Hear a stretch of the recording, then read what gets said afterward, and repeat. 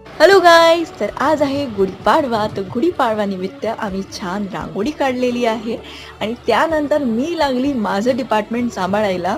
हो, हे जे देवघराचं जे डिपार्टमेंट असतं ना, ते नेहमी माझ्याकडे असते.